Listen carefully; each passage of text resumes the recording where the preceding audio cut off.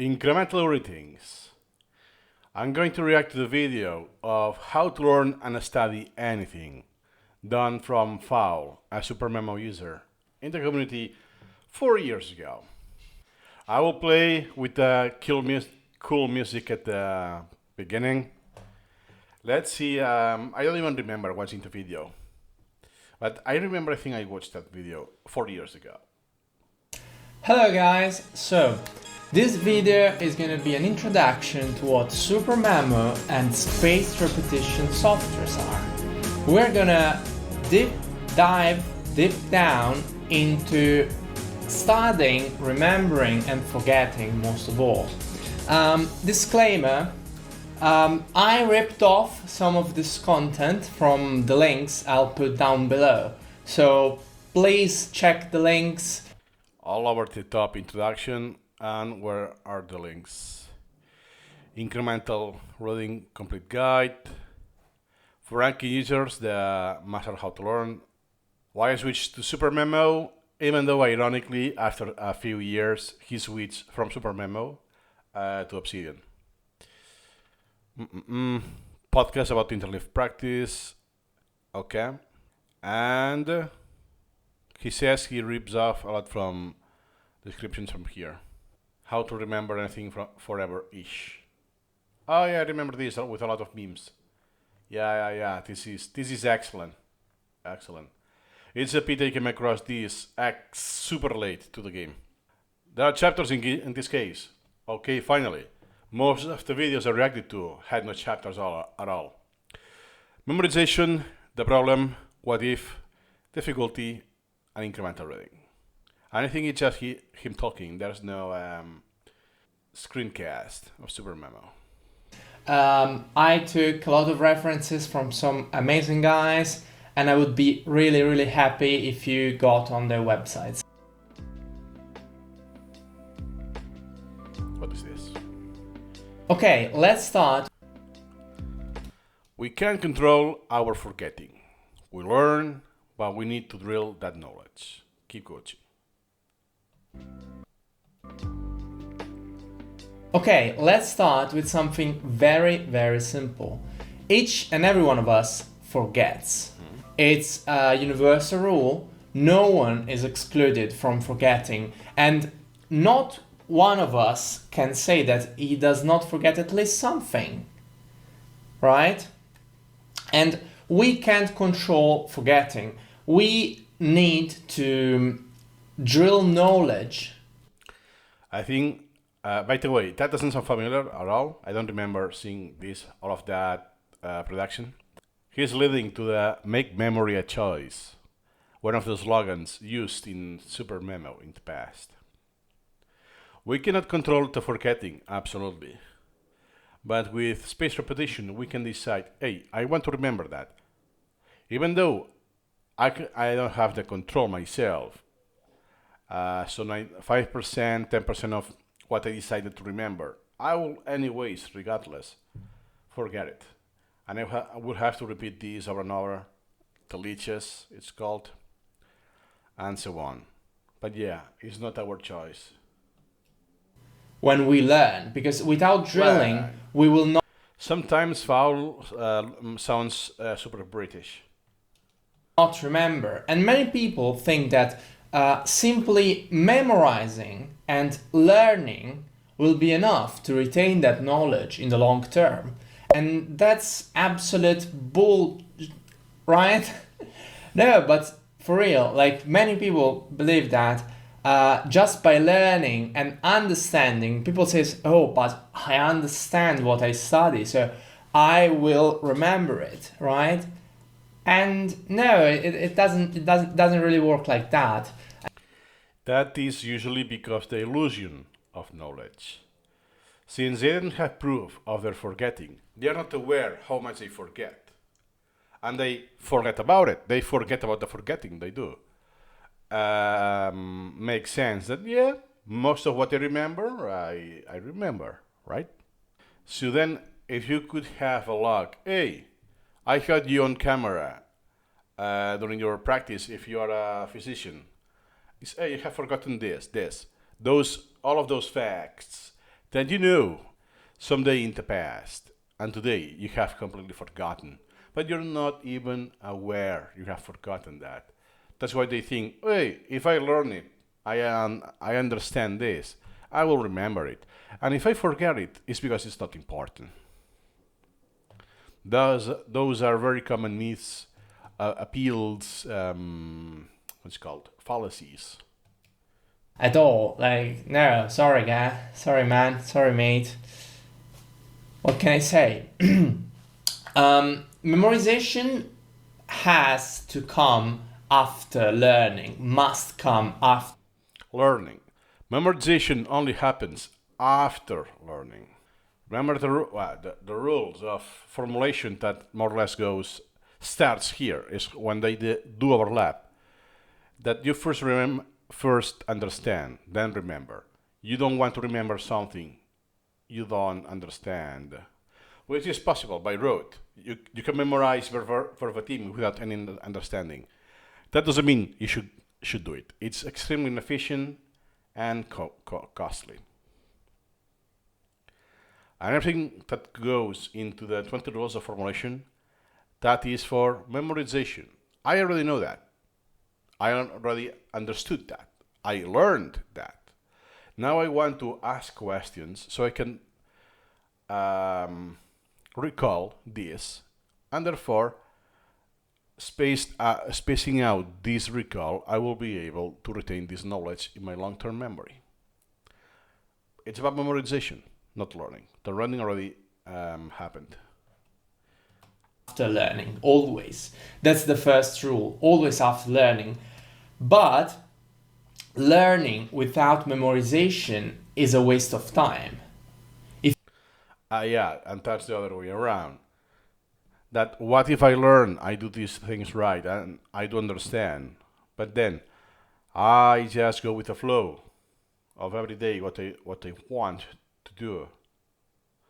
I will be learning a lot of things every day at the same time that I will be forgetting most of what I have done eventually. Weeks, months, or years. But eventually I will forget the interference, memory interference.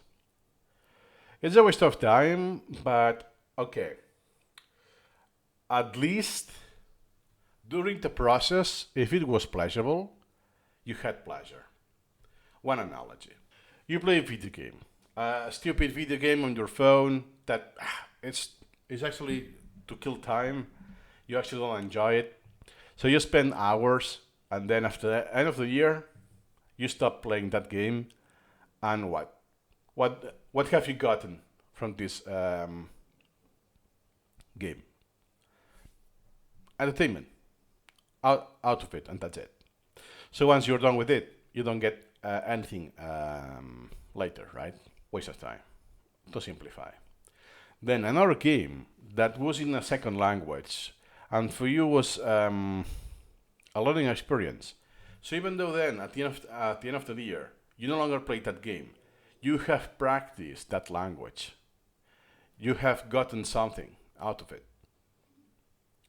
other than the entertainment value. But if we go back to the first case, hey, what if the game was super pleasurable, super fun, but yeah, doesn't transfer anything? I get no knowledge, nothing I can transfer after I have used video game.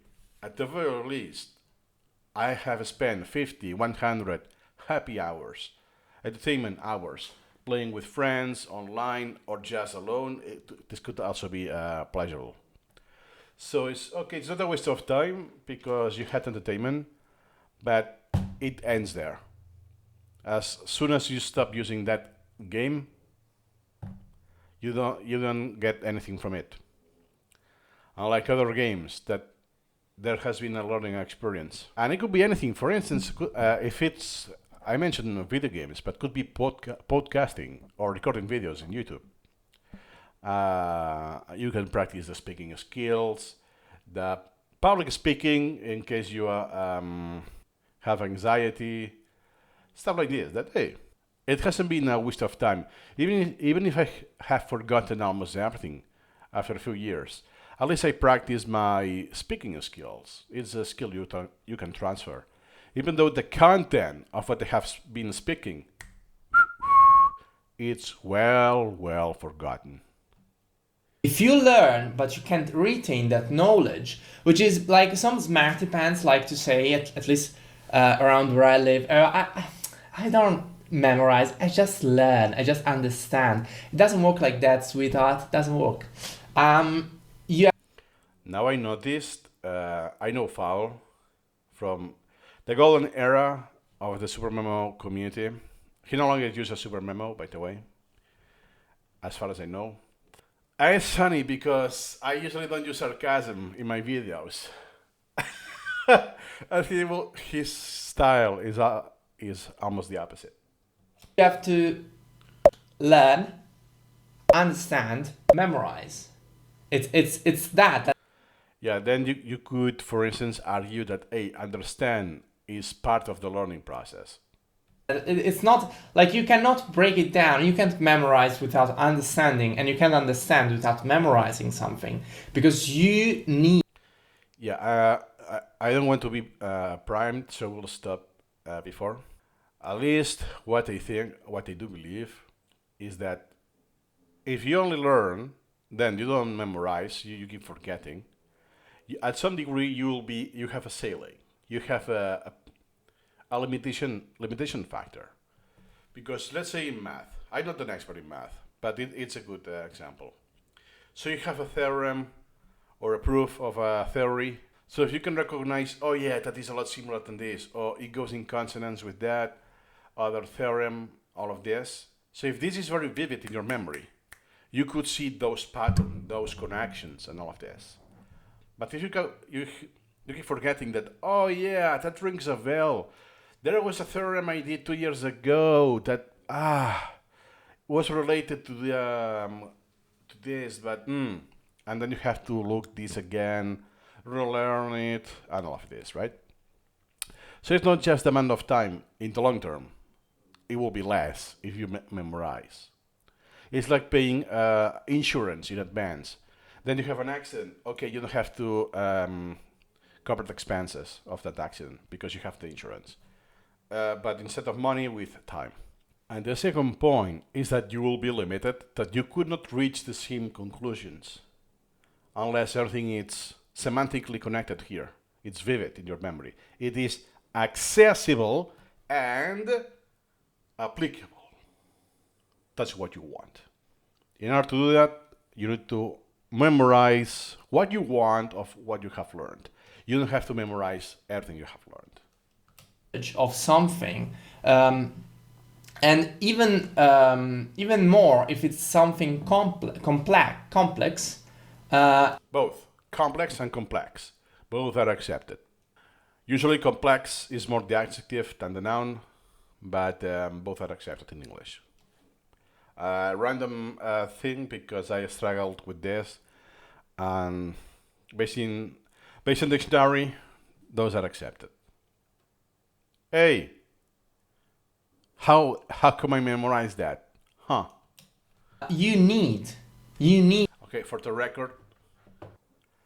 So, for the record, according to dictionary.com, an American English, as an adjective and verb, can be complex.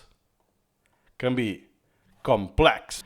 Even if you're not familiar with the International Phonetic Alphabet, this marks the stress. So just after this thing, this apostrophe, is the stress syllable. Complex. Or the opposite, complex. This is for adjective and verb, but as a noun, it is only complex, like Ghost in the Shell, standalone, complex.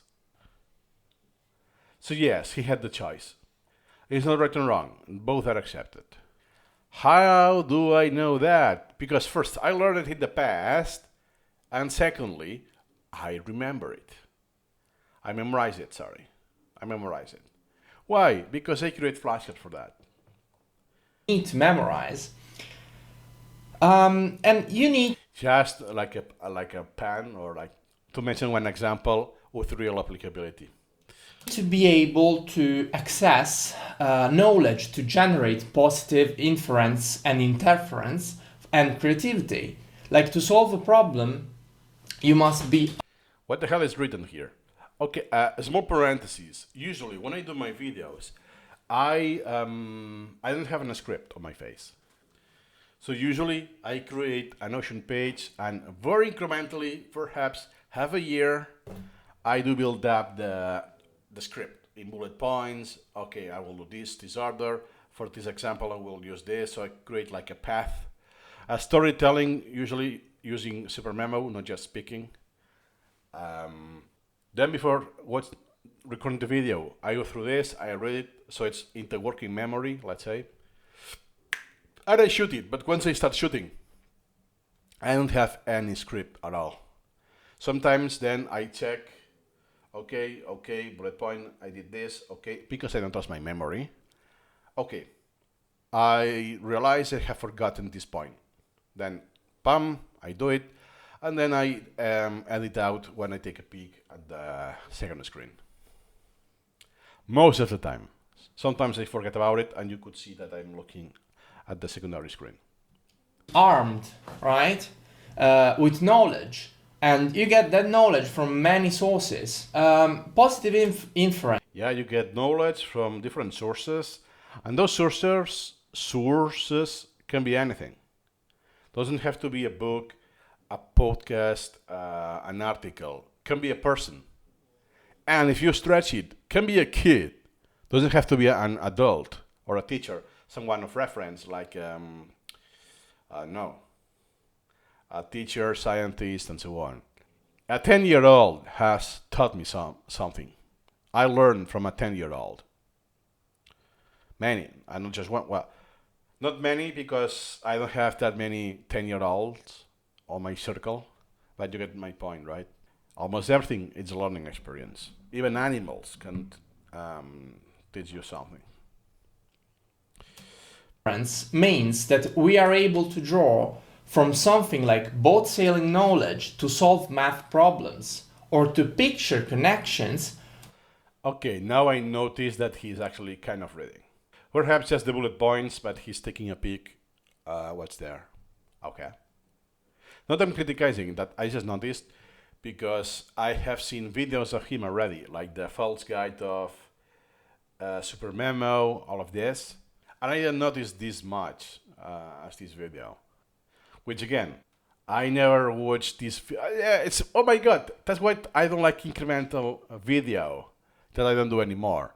Because then, yeah, I start a lot of videos, but I don't watch any single video at all. And because when it was released 4 years ago is when I was hooked with incrementalism.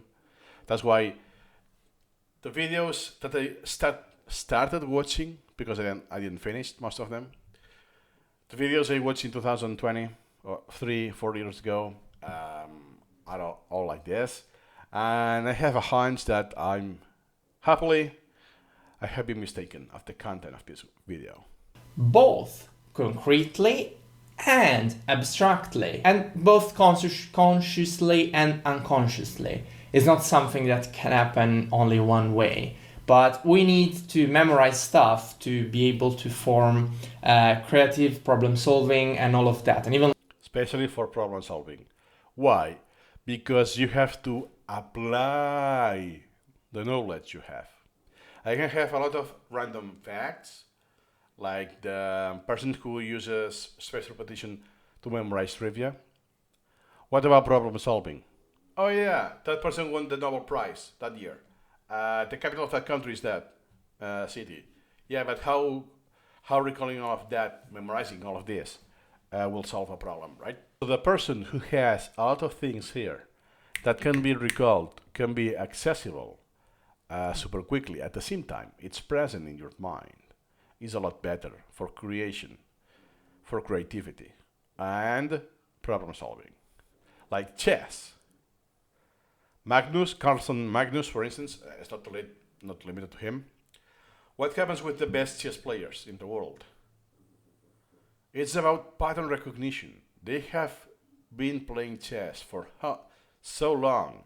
They have been doing so many games that, hey, I have seen this before. I have seen this pattern. I recognize this pattern, and then based on this, I can do a strategy, and especially for blitz chess, where you have very little time to think. So the pattern recognition gets a lot more priority, a lot more relevance. Because, hey, I recognize this from the past, then the best, I remember if the trap was this, bam, bam, bam, bam, so you do a lot, decisions a lot quicker. This is chess. It's a constructed, artificial exercise because it's a man-made sport, okay? But it's a good example, easier to understand example than the wilderness of relearning. Logic, you need to memorize stuff first. Nice. I like this style that the chapters are actually in the video as well. So we did the memorization. Oh my god, not even 4 minutes. And I talked for 24 minutes. Oh my god. Then, the problem. We can't control forgetting. We are brought to think that we own our mind. Our brain is complex or complex.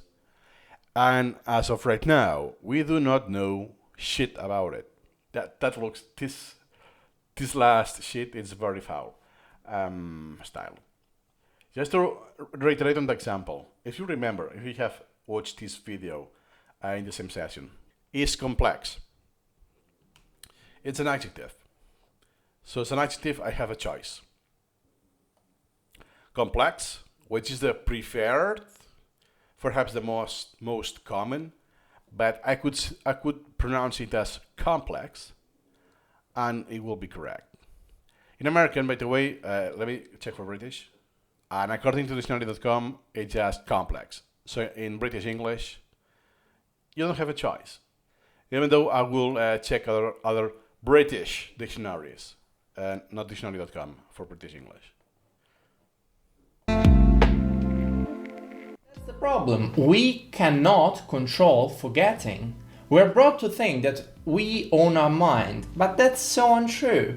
That's just so untrue. Like we are delusional if we think that we can control everything that's going down in here. You can't. You really can't. That's not how it works. Like, read a book about brain, and our brain is complex. And as of complex, good choice. Our what? Brain, and our brain is complex. And our brain is complex, not complex. It's the adjective. It's just the second choice of the stress pattern. It's good. It's correct in American English. It's not that I criticize his speech. That's not the point. It's that it's a good example, and now it happened that it's giving me the opportunity to keep that example going on. And by the way, just for context, Fowl, he's Italian. He speaks English as second language. And his proficiency is massive. His vocabulary is so rich. Because he also has written novels, fictional books. He knows how to write. And he writes also with medical school. He has written a plethora of different domains. So that's not the average guy. It's a lot more than that. Regard the English speaking, the use of English, and he uses or have used spaced repetition.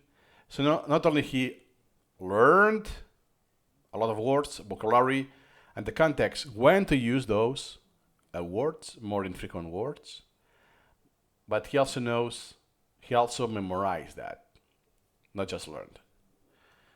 And as of right now, we don't really know shit about it. Yes, we made a lot of hypotheses and theories, but these are just models for something truly, truly hard to understand. And at least now we're not armed with the right knowledge to understand the brain. But I think, according to experts, that's what I always remember. Out of the systems of the human physiology, the nervous system, which contains the brain, is the least understood yet. So there's a lot of unknowns.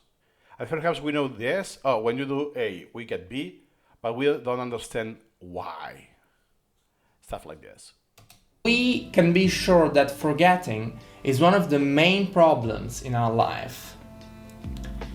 Well, problems. Keep in mind, forgetting is actually a good thing. It's a positive thing.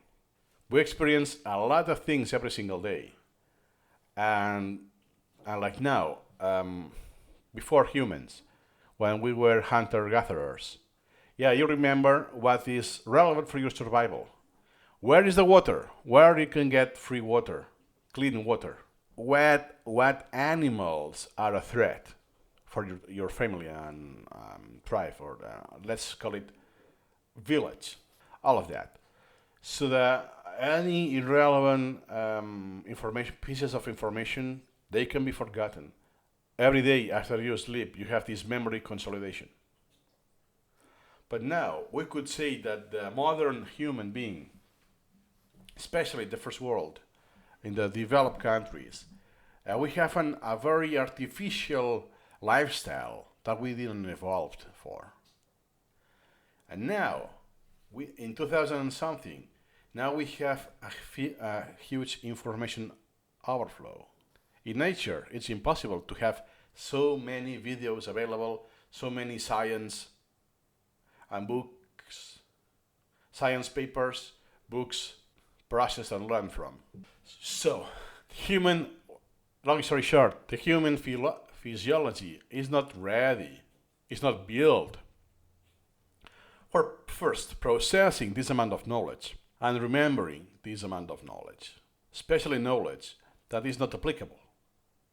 So you're fighting the nature of forgetting that, hey, I want to remember 100,000 random facts, or let's say 100 decimals of the number pi. Which applicability will have that?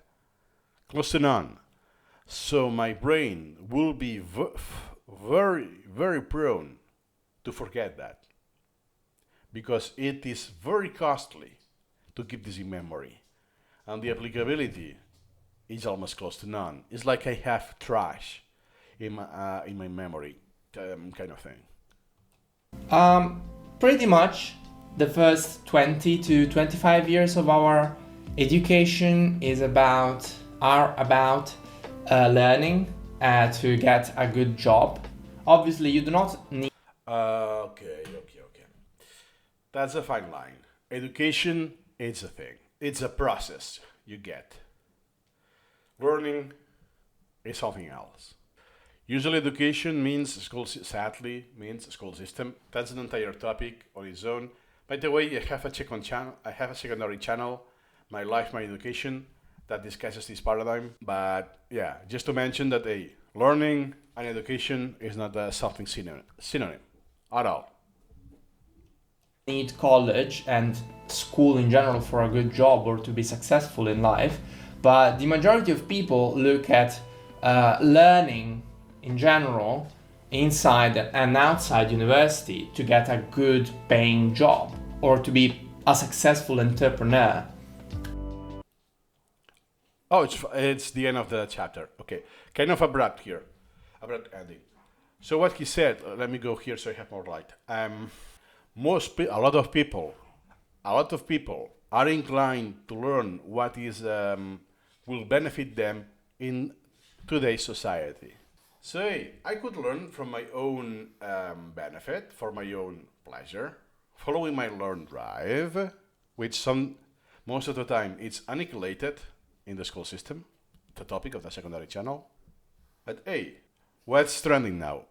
Oh, data science. Let me study the data science. Oh, after a few years, Now it's machine learning. Let's go machine learning and AI.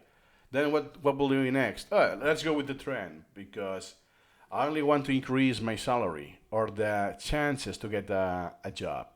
So I will learn what is wanted.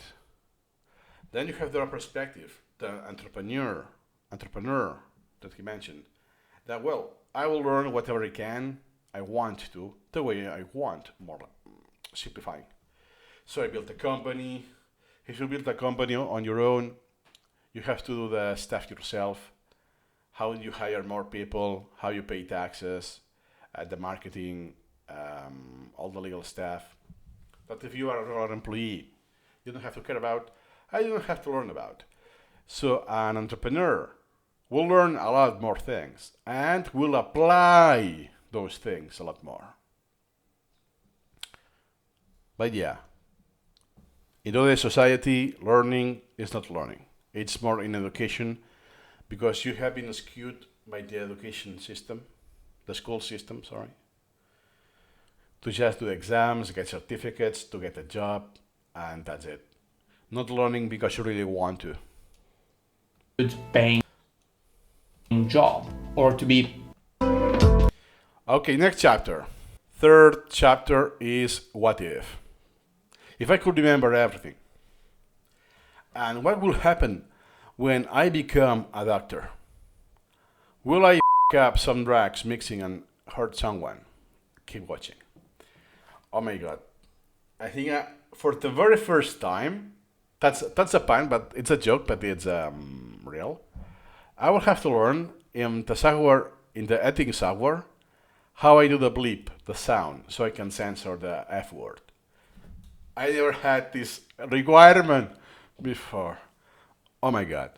For context, Fowl was studying medicine. According to my knowledge, very at the end, he was close to finishing medical school. He moved on. He gave up. So he didn't become a doctor. He became something better than that. I will wait. Let's see what he shares because I don't want to overshare for a third person.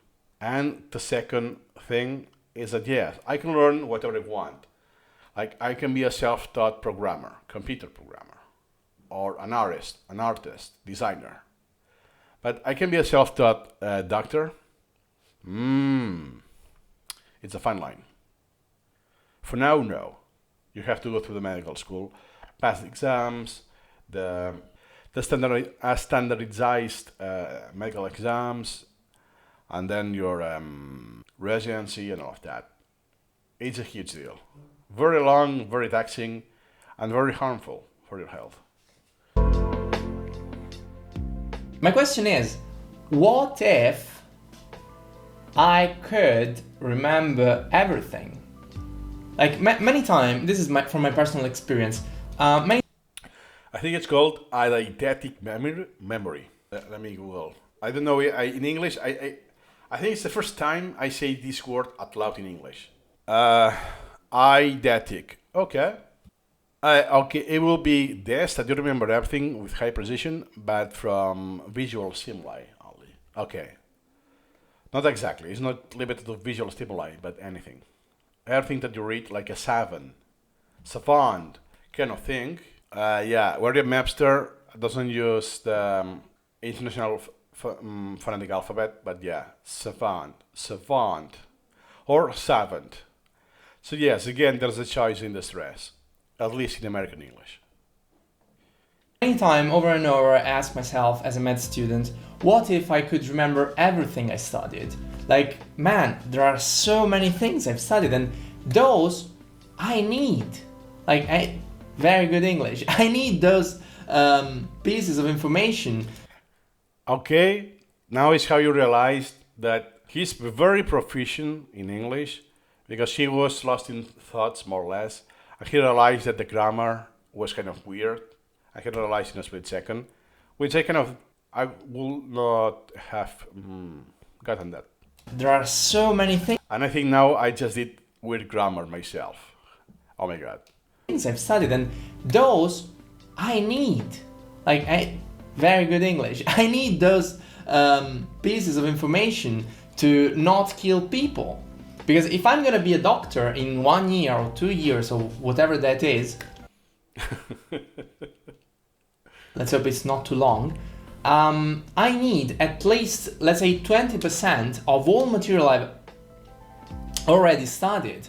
But we forget, like if you ask any med students, he will candidly say that he pretty much forgot everything he studied. Like anatomy, what's that? Heart, how's that made? I don't know. Because exams are made to be difficult, but not to enforce remembering. You cram stuff, you study a lot for deadlines, but your teachers never say, oh, will you remember this in 3 years? No, they just say, oh, you have an exam right now, you have to be able to write this, and this. But you're never hitting the main point, which is you have to remember that for your job. Yep, and that defines the schools. What happens is that the medical school has a vast amount of information. That is when it's more easier to spot, easier to see. It's like a caricature that you deform some of the main traits of a face. This is like a caricature of the school system. So, because first, armor year, I think it's 6 years, but the amount of information you are required to not know, to recall during the exams, and the amount of exams you do is a lot higher than any other degree, university degree. And yes, that's the issue. You have exams every 2 weeks, so the only way to survive medical school is by cramming. And some people, if you use Anki and use the Anki deck, you are more or less this profile. You would say, I don't cram. With Anki, I don't cram. Well, let me tell you that if you're forcibly reducing the maximum interval to some days, I think by default it's 180 days. Okay, you're not cramming every 2 weeks, but you're still cramming. You don't go to the long term. You're still focused on reviewing this artificially sooner than required. The discussion is longer, but the point is that the goal is that you want to remember this for life. And what happens that some doctors, especially after a long while, 10 years, 15 years of practice, they will have forgot what is not their domain. So let's say that they specialized on the heart, cardiology.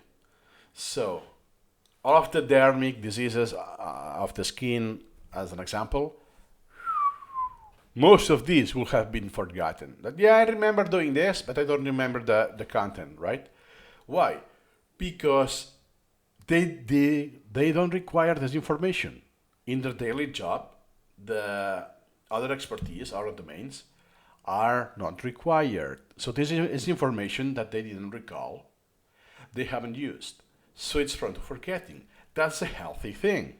The brain, it's purging all of this useless information so you can have other information, because the amount of information that you can know at once, it's limited. It's speculated to be in the hundreds of thousands of facts, but it's limited. There's a Spanish saying, el saber no ocupa lugar, so the knowing doesn't occupy space. That's wrong. In the brain, it does. It does.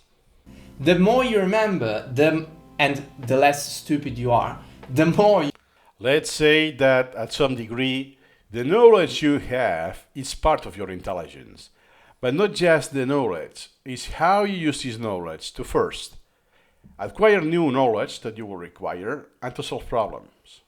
If you solve problems, could be defined as being more intelligent. So having this knowledge, it's giving you more opportunities to solve problems, therefore to express more your intelligence. This also, it's a debate how you define intelligence. But at the end of the day, if we go back to some example, I'm a doctor, I'm on my 50s. It's very long that I graduated from medical school. I will only remember based on the repetition I have in my daily job. are the least frequent, that I only check when required. That, oh, I have a weird diagnosis of a very edge case of a common disease. So I check online or check the books. And if I do this, I don't know, once a year or every few months, based on this repetition, could be enough to perhaps not solve and have the diagnosis of that patient, but knowing, oh, I need to look at this. Oh, I need to look at that. Then I will require the CT scan or whatever that is. More or less it goes in this perspective. Because if we backtrack everything we have said, is the best doctor would be the doctor that forgets less, right? And they could remember every single patient they had in the past and every single article and book they have read about medicine. So even if you have something very weird that you don't have that most people will not know, is, hey, only one person every 5 million have this disease. Those are the symptoms, pam, pam, pam, pam, and this is very fresh. It is accessible in the doctor's brain, so he can get this very soon, and not going doctor after doctor for getting a second opinion until you get some diagnosis that, oh, turned out it was not that rather common disease, stuff like that. I'm oversimplifying. You will be able to not up other people's lives. And it is true in medicine, as it is true for many other subjects. Like, you don't necessarily need to be dealing with people's lives directly, but even engineering, even softwares, whatever it is, it's important to remember what you're studying. Exactly. So the medicine is like the most easy example, but applies to any domain. And for instance, software developers, this is it's a special domain, I would say. But a lot of people will appeal to this. Hey, if I use it frequently enough, I will remember it. And if I don't remember it, it won't be important. Well, actually, a good coder, a good developer, will know a lot of things, right? Yes, you can Google, even ask AI anytime. But how to structure the software, the methods, the algorithms, all of this, first isn't a skill, this requires practice, but requires abstraction, pattern recognitions, and all of that. And then remember of your own mistakes. This requires memorization, not just learning. But it's a field in programming that a lot of people will say, memorizing? I don't need that. Otherwise, it's just a waste of time. It's just that if you don't retain your knowledge, it is a waste of time. I would go as... It's a waste of time, yes, in the long term. But as I said earlier in the video, it could be that at least you got entertainment value while it lasted, like watching a movie. I have forgotten. The movie was very mainstream, not thought-provoking or anything. So at least I got some entertainment with my girlfriend, and that's it. And some years later, I will only remember that I went with my girlfriend to the movies, and that's it. I will have completely forgotten the details, even the names of the characters, the title of the movie. This will be long forgotten.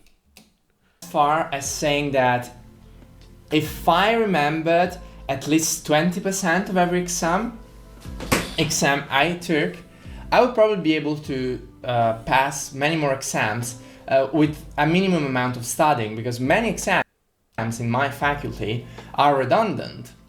Yeah, this is true. So I did different university degrees, bachelor's and master's, sadly. Not medicine, by the way, but I did computer science and I did sports science, physiology. So I had at least some overlapping experience I could get in medicine with biology and physiology. A lot of nomenclature, a lot of information. But to some degree, it repeats, right? So if I don't forget anything, what I'm required is just to remember what is new, the new information. And some cases, for instance, I remember in physiology of altitude, the effects of the hypoxia and all of that. But then to apply to humans, and then to apply to rats and all of that, right? Is well, if I know already all of the background of sports science and physiology, there's very little new knowledge I have here. So every time is, yeah, I just knew this, but what happens that I have forgotten a lot of stuff because I had to cram, because it's too much information. It's not stable in my memory. You know the three component model of long-term memory by Piotr Wozniak, applied in SuperMemo. It's stability and retrievability. How likely it is that I recall it any given time in percentage, and when. So for how long I will be able to recall this fact, because eventually it will be the retrievability, the percentage will be so low that it will become impossible for me to recall it. And then the difficulty, because not knowledge has the same difficulty. So that means that since I haven't had enough time to mature this knowledge, based on the memory consolidation when sleeping every night, I had no time for this. So a lot of facts, yes, I remember them today, but are very volatile, are not consolidated, stable in my memory. It's not having a high degree of entropy, a lot of chaos. So with a very short period of time, the memory interference I will experience, it's ridiculously high. And I think I read that for some scientific papers, that you forget actually the 80% in a few days, or after 2 weeks, you have forgotten 80%. So it's cram and dump, cram and dump, cram and dump. If you had incrementalism, an opportunity to do incrementalism, so with no fixed deadlines, you could do the exam whenever you wanted to. Then overall, after the 4 years or 6 in school, in medical school, but the ones I did were 4-year degrees, then it will be a lot easier to pass any other exam, because you only need what is adding instead of resurrecting the same knowledge over again, because it has always been unstable in your memory, and it goes with a lot. It's like a very low level of quality. So you have to start over. Not start over, but you have to redo a lot of things. So, for example, anatomy, physiology, and pathology, if you remembered all that, you probably pass other exams like, I don't know, cardiology. Okay, that's from my genuine experience.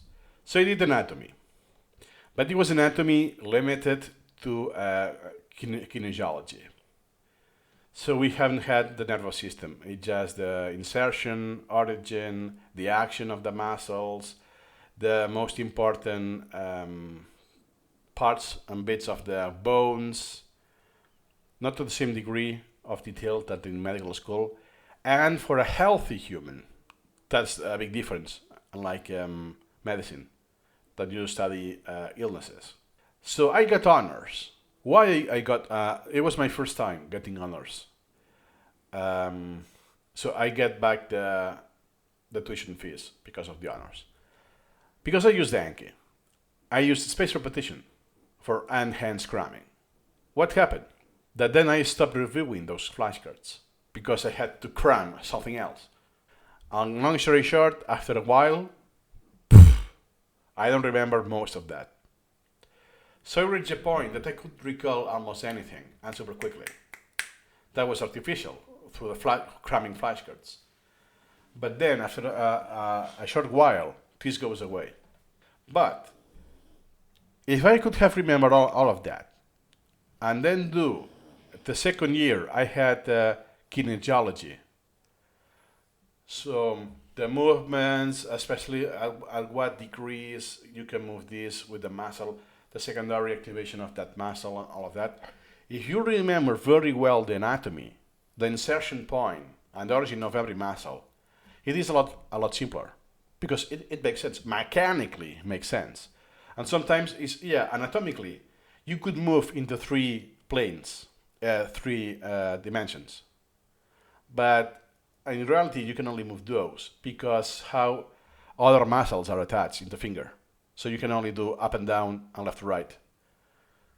Even though anatomically, it could be ready for doing rotation. But you cannot do rotation because the overall composition of the muscles. So all of this makes sense, but because I have forgotten most of it, it's fuzzy, it's cloudy.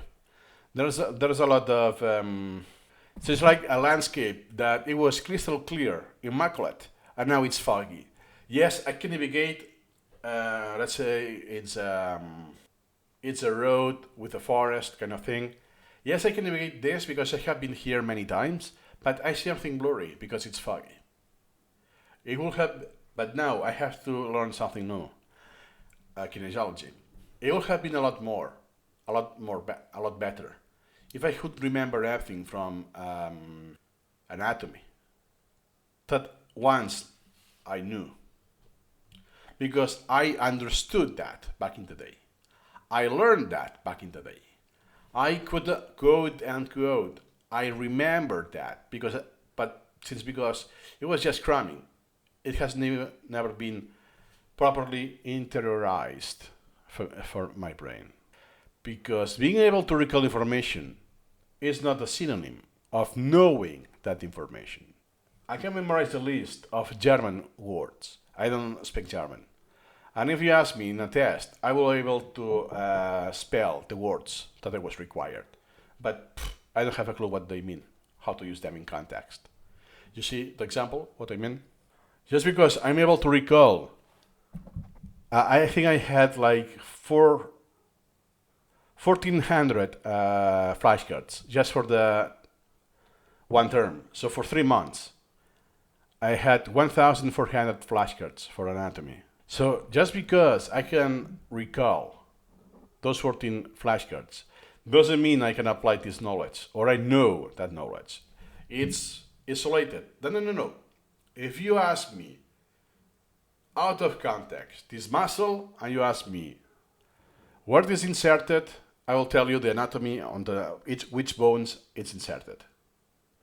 But if you ask me to reason why I can do this movement, what happens in the muscle activations or the insertions that they pull from the bone, I cannot do this reasoning because I only crammed this information as a question, this information as an answer. Like a parrot kind of thing. With minimal amount of studying, it would be so easy, just so easy. And yeah, oh my god, I talk for super long and I only watch like 5 seconds every time. That's a good point. So what you want is to maximize the efficiency. So I can retain all of the information I want in memory, for long-term memory, for life, with the minimum time investment. So yes, I will need, because I'm human, I will need repetition. This repetition will be spaced in optimum intervals. It's not a linear, doesn't grow linearly, but I still need to revisit this memory and think again to process this. Do the reasoning. Oh yeah, it's this thing. Not just like a parrot, by rote. If I do rote, it will be a lot more prone to be forgotten, and it will be really hard to apply that knowledge. And what then if I told you that there is a way? Okay, next chapter. Difficulty. One of the components of the 3-model component of long-term memory. What if there is a way to memorize everything or to not forget or to choose what you want to forget? It's difficult. It has a steep learning curve, and going through one documentation for now is an herculean feat. Keep watching. Okay, so now here you have one example that Fowl is very proficient. Is what the heck is Herculean? So I guess, so I can guess it by context. From Hercules, I think it's pronounced like this in English. Hercules, that was in the Greek mythology. I think that a very strong man, something like that. So it's a huge feat. It just happened that I have never seen this being used like this, like an adjective. So, just for the record, let me actually, yeah, relating to or characteristic of Hercules. Extraordinary power, extent, intensity, or difficulty. Herculean proportions. So yes, a Herculean feat, a feat properly done or following the characteristics of Hercules, that he was known for his great strength. And sorry if I'm too picky with the language, but I will continue. That was unexpected. I will continue this during the video. How I did this, how I achieved that, with my previous knowledge. I already knew this piece of knowledge, Hercules, from the Greek mythology. Even if I didn't want to memorize that, it just happened. I hadn't did any effort to memorize this name or this character in mythology. It just happened because I played a video game in PlayStation back in the day from Hercules. This made the memory a lot stronger. Even though I hadn't had any flashcard, I hadn't put any comfort, any conscious effort to memorize it. But because I knew that, this looks like Hercules. It's spelled like almost the same. And this ending is very typical in English. It's very typical as an adjective. And then just based on the context, is A. I applied the knowledge I already had. I had previous knowledge to begin with, but I did apply it. And I could guess it, but I only don't guess it. Then I will check, oh yes, I was right. This assumption was right. And now if I want to, I could create a flashcard to remember this. If I don't, I'm not going to forget it. It's very likely, it's very likely we'll forget it. But next time I will do the same mental process. That, hey, this looks familiar, and repeat what I have done today, the same thought process. But as a consequence, this means that I won't be able to use this. It won't be part of my active vocabulary, applicability. If I want to apply this, so I can use this word during my videos, my conversations, then I will need to actively learn and to actively memorize it, understanding or learning, and then memorize it. If you remember the 3 levels at the start of this video. Let's keep going. This chapter, by the way, is huge. Half of the video or more. It has a steep learning curve, and going through the documentation on what you need to face the knowledge and actually remember it, it's a lot. It is a lot, and there is only one software right now which is armed with pretty much almost everything you need. It's buggy, it's not that easy to use, but it's not that hard as people make it to be. Okay? I agree. I know that you're smart, and I know that you can do it. I know that you're not a fuck up, and you will not give up through half of this video, because this is becoming too long. In real life, many of my colleagues learn all the things that they need for their for their life as a doctor after they graduate, you know? They don't know shit before going into a specialty, into a specialization program like cardiology and all the other ones.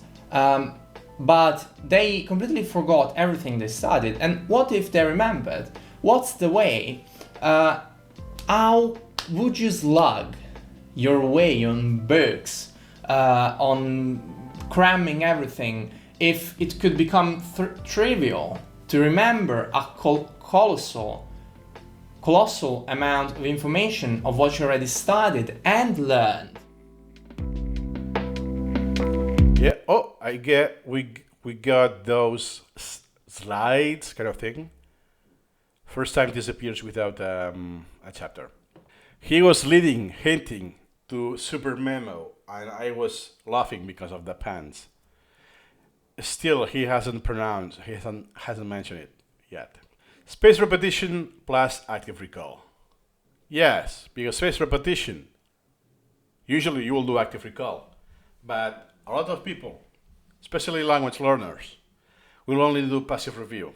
That I see something, I see the word already, and then I passive or the sentence, and then I passively yeah means this. It says no. That's a definition of something, or that's the context with a sentence. What is the word, the expression you will use here? That is active recall in language. Space repetition and active recall are the first step of this journey. In short, space repetition equals testing and intervals. Yeah, it's the testing effect because you are asking yourself. Don't let the word testing link this to actually a test, an exam. Unrelated. And intervals, what means intervals? Is that you will see this eventually in the future. You are revisiting. You are spacing this repetition. It's not every morning. If you go to the gym, you will have a routine. And you will repeat this routine. So how you space the workouts? It's linear. Not for memory. It will go exponential. Let's see what he mentions. This is where space Ah, my God. I just noticed in vertical you have SuperMemo gang. It has been on my face for all chapters, all introduction of chapters. Oh yeah, it was leading to SuperMemo. He didn't mention it. Yes, he didn't mention it, but it was on the screen. This is where space repetition and active recall come to play, finally. So this is the first step, okay? Space repetition and active recall. In short, space repetition softwares and space recall? Repetition in general is studying something with intervals. So you study something the day one, if you remember, you make the interval longer. So let's say 1 day, 3 days, 5 days, and that's the algorithm for stupid people, but that's not how it works in reality, okay? So please bear with me. Just know that space recognition is simply studying stuff with spaced intervals. And you're gonna say, oh man, that's so dumb, but I already do that. Yeah, maybe, I don't know. I don't trust you. I trust you. Maybe, I would say it's very likely, but those spaced repetitions are not optimal. That's the key difference. Let's see what he says. But you don't know what's the optimum interval. Yep. You can't know because no one knows. The algorithms can go close to that, and assure that you remember at least, let's say 90%, okay, before you forget. And that... Yeah, and why this? Because contrary to what maybe you may think, what will be intuitive, is that if you do less repetitions, but you do the repetition when you are about to forget it, has a stronger effect. You will memorize it better and for longer than if you do it ahead of time. Let's say, yeah, because it's important, let me review this every single week with short intervals. So actually here, especially long term, more is not better. That's what we're aiming for, like 90%, not even 100%. I'm not selling, I'm not trying to sell something. We're not affiliated with... 89% should be the objective of recall. Okay. This is a very common, what happens is that a lot of people use recall and retention rate as synonyms. It's not the same thing. Recall means that for 100 times I test, let's say I have a flashcard and I have the testing effect. Hey, do you recall this question? Then I see the answer is, oh, shoot. Now that I see it, makes sense, but I forgotten that question, right? So if I do this 100 times, and I recall 90 times, and I forget 10 flashcards, that's the recall, is the ratio. The ones I successfully recalled over all of the cards I recalled, all of the questions I have recalled. The objective in spaced repetition is not recall. It is retention rate. And it's a rate, it's not a ratio. So there's an equation with the natural logarithm or for getting index and all of this. I don't want to expand because this video is very long and this is rather technical. Just to let you know that 90% retention rate is not equal to 10% forgetting index. Recall and forgetting index, they will assume 100%. But retention rate and forgetting index does not add 100%. Because the formula is different, it's not a ratio. Second, in SuperMemo, which he still hasn't pronounced, but the video is about this, he will lead to this. The default is 95. And a lot of times, a lot of users will have a retention a lot closer. Unless they don't procrastinate a lot their repetitions, they will have similar retention rate of 95. If you use Anki, especially before the introduction of FSRS or any other app, any other clone of Anki or any app, you will get closer to 90% or lower. Because the algorithm is not as good as estimating the optimum interval. So you do an expanding interval, yes. Spaced repetition, yes, but not as optimal as in SuperMemo. So, on the long run, you will have a lower retention rate. And third, the retention rate in the long term is also about the quality of the flashcards, the formulation of the cards. And this will become the bottleneck. That it doesn't matter what software you use, what algorithm you use. The bottleneck is the very low quality of the flashcards, which is on its own a very long topic to discuss. SuperMemo. I'm just saying that this is not a life hack. This comes from blood, sweat, and tears. It's not something easy, but it's something that's highly pleasurable. That is very. Check the secondary channel, by the way, as well. And yes, misconception that, hey, no pain, no gain to the gym. You want to get fit, you need pain. And the same misconception for, well, some degree. If you want adaptations on the body, like stretching, you need to reach where it is uncomfortable, that you notice a stretch. You don't need to go further and experience pain when stretching. You will be more prone to injury and you will increase less. You will progress less, indeed. Same for learning. Because of the school system and society, you will think that learning is something that you have to endure. It's boring, and dreadful. But if you want to learn something, you have to go through that process. Well, that's because of the Prussian system. Please check Free to Learn by Peter Gray. And if you have guessed, this channel is called Pleasurable Learning. Because I emphasize this, that, hey, good learning, the only good learning is the free learning, the learning done with pleasure. You like it. And by nature, humans do like learning.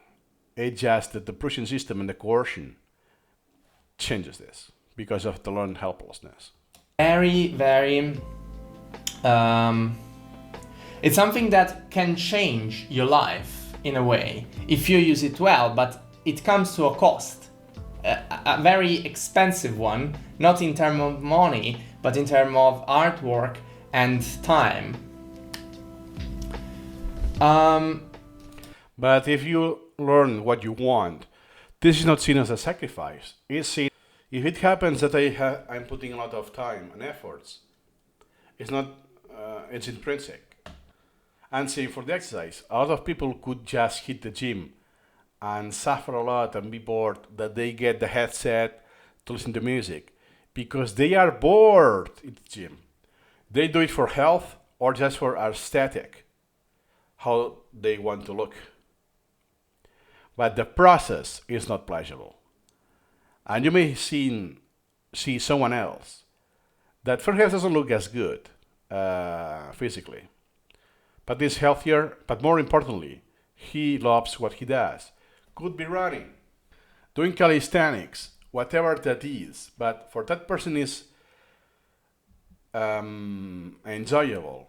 The process is enjoyable. And I could go extra mile, that they don't care about the physical adaptations and physiological adaptations.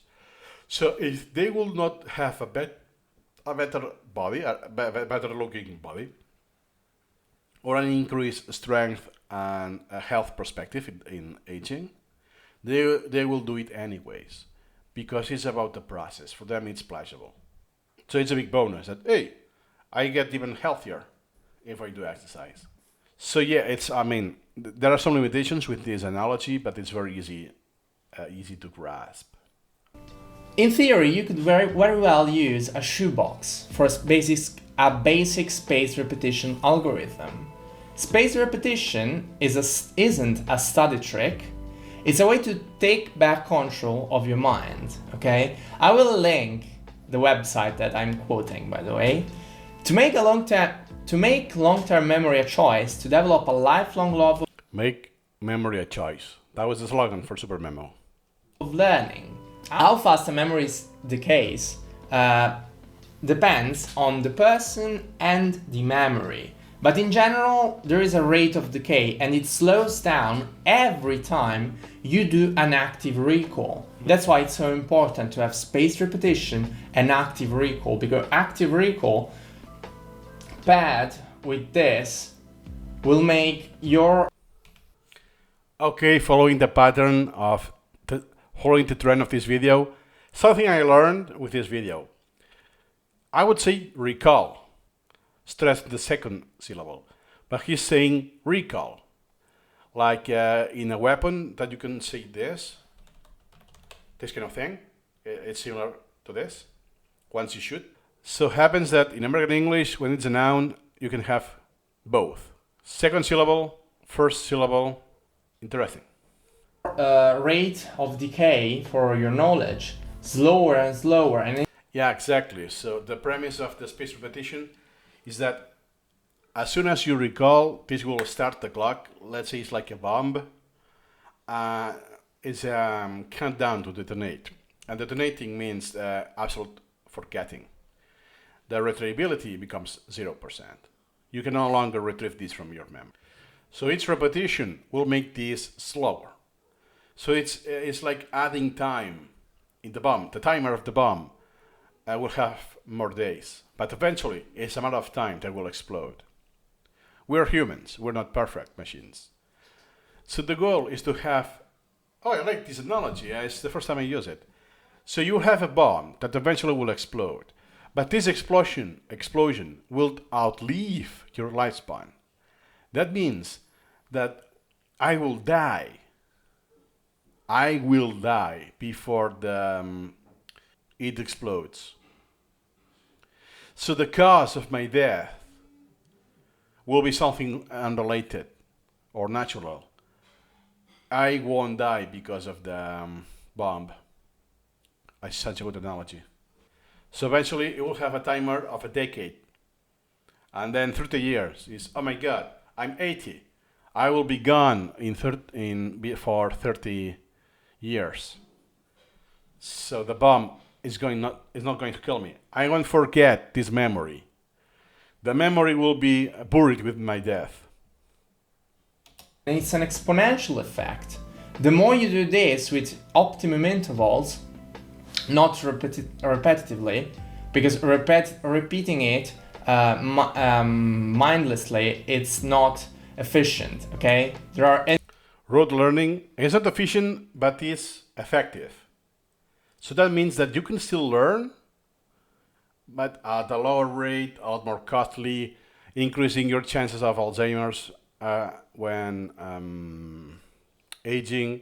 But you can still learn. That doesn't mean you cannot.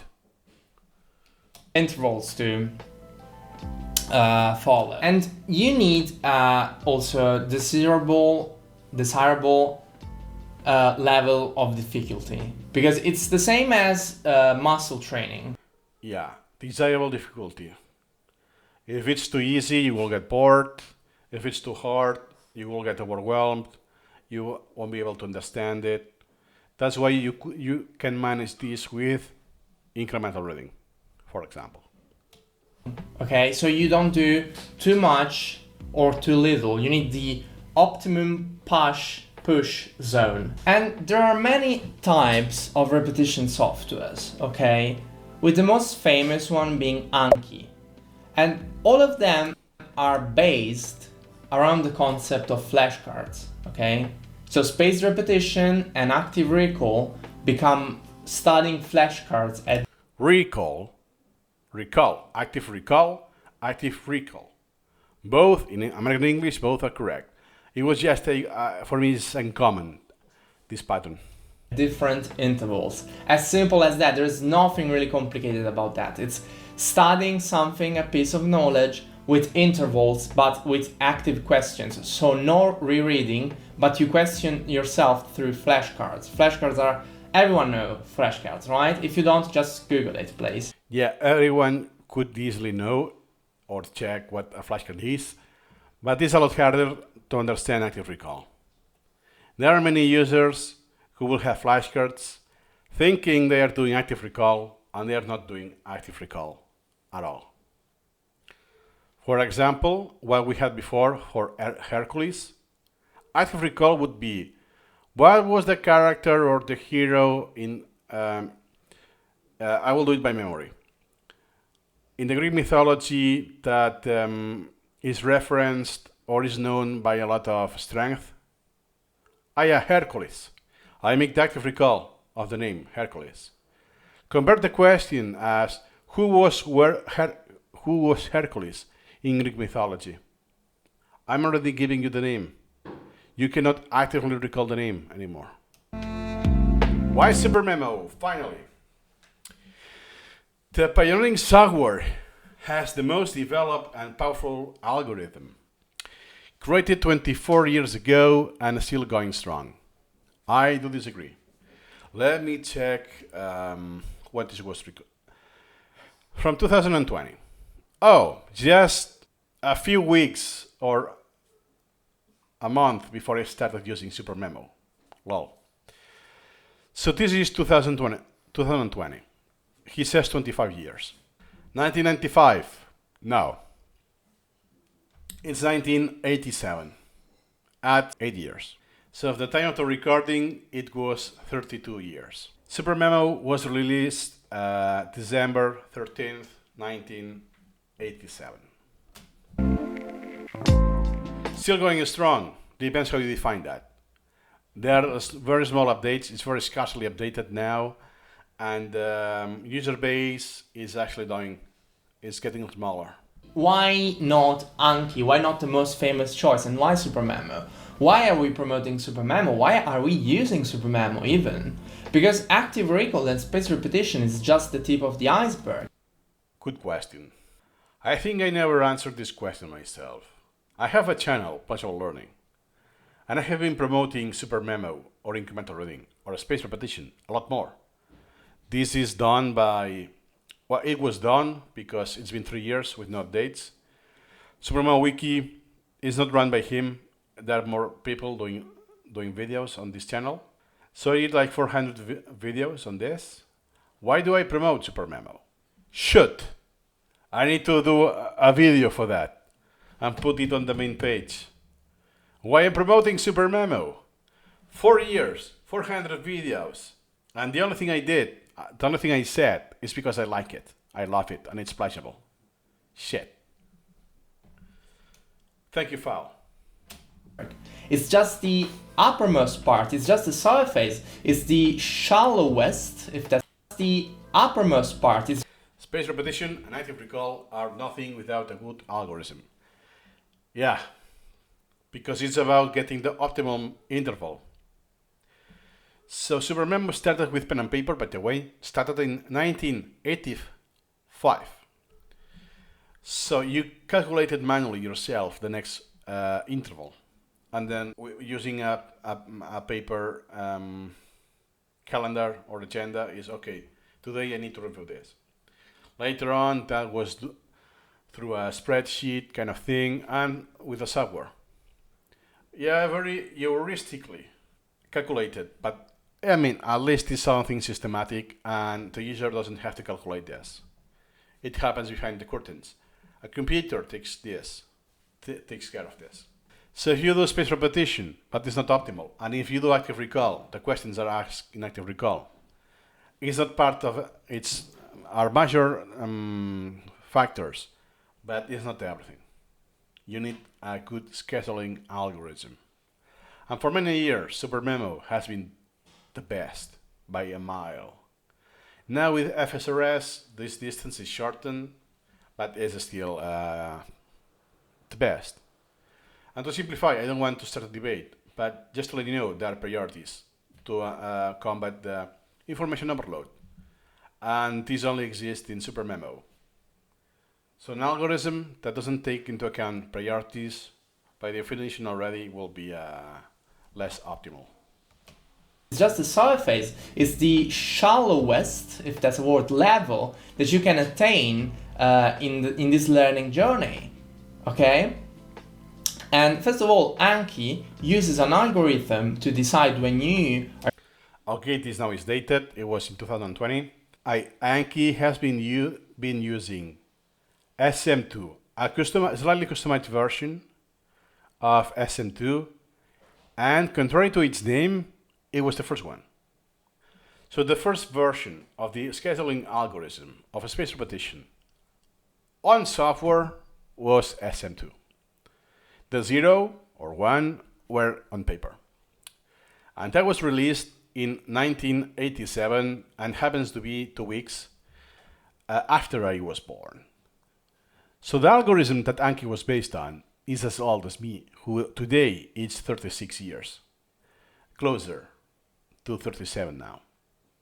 Now you have FSRS that is based on the research from SuperMemo. From Piotr Wozniak. Not the same because it's on for Anki, so there are a lot of factors that are not there, like priorities. So it's not exactly the same, but it's a lot better than SM2, that's for sure. Are doing your repetition based... And he said more than 20 years old. Yeah, it's more than 20 years old, that's true. On the recording in 2020, it was 32 years, to be more precise. On a very old, a 20 years old, if I remember correctly, of the SuperMemo algorithm. So a very SuperMemo algorithm is working on Anki, okay? And Anki is open source and SuperMemo isn't, but SuperMemo has a shit ton of data, more than Anki. Also, Anki needs add-ons to... Okay, that also is worth mentioning. So what happens? FSRS has a lot more information today, a lot more data. Like millions or even billions of repetitions, I don't know how many thousands or tens of thousands of collections. So for quantity of data, SuperMemo loses, that's for sure. But what about the quality? What happens, at least in the day of the recording, that is June 2024, the collections that are used for data in FSRS are kind of low quality, in the sense that they have been using Anki for cramming, not for the long-term orientation, or they are glitching more because they're still new to the paradigm of spaced repetition and flashcards. So the quality of the flashcards is subpar, and more importantly and more objectively, is that how long they have been using this. So there was a post that most of the collections, I don't know, a very tiny fraction, now I don't remember the specifics, had no interval longer than 2 years. That means from the pool of data, most is very green, is very young. And in SuperMemo it's the opposite. You will have less data, yes, but you have data from 36 years in time of expert users. But those users, it's just their mental process, the sailing, it's just their natural forgetting. They have a profound experience with formulation of knowledge and managing all of the details. And they have been using it for a very long period of time. That means that they have repetitions done after intervals of a decade, like I do in Anki. Not in SuperMemo yet, but in Anki, I have cards that I started 15 years ago. The intervals are kind of low because the algorithm I used is just adding 2.5 more every time. So the intervals has increased very slowly. But you get my point, right? That means that FSRS, as of today, is only optimized for kind of short-term or young collections, because that's the data you're training with, the tool with.